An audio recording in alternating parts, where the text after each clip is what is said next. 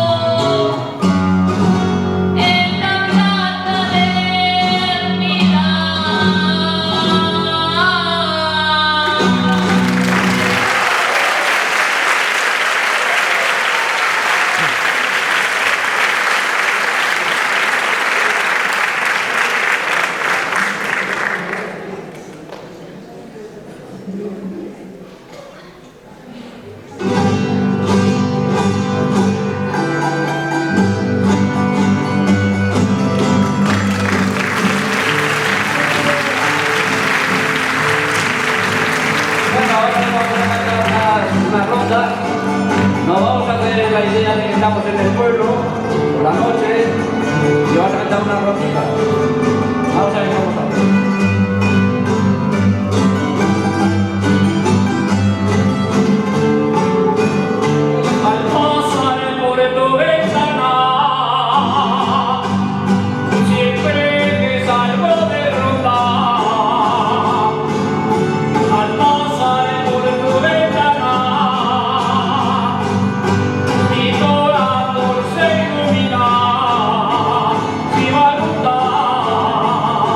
Mira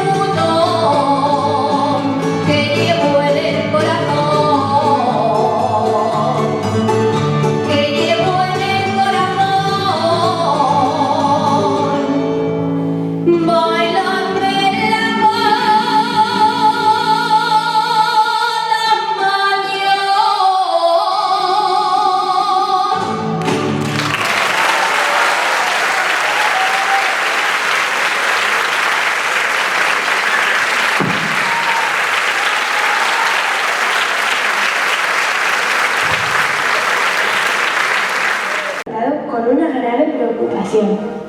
He soñado que me corrían unos gigantes sin camisón. Yo les gritaba que no había hecho nada, que solo jugaba en la calle al pelotón. Ellos mirando me señalaban y ellos cantando me amenazaban. Que le den, que le den, que le den café, chocolate, chocolate, chocolate y té. Que le den, que le den, que le den café. Viene el forano con la pilara, uno que es suelto y el verrugón. Luego, el torero, como es tan chulo, salta a la valla y se lleva el culo. Y el boticario canario garras de alambre, que a su pobre familia mata de hambre. Y el robaculeros, pirulí, dame una avellana, pirulí, no me da la gana. Y con la tralla viene el morico, dando cañazos a los chavalicos. Para el Pilar sale lo mejor, los gigantes y la procesión.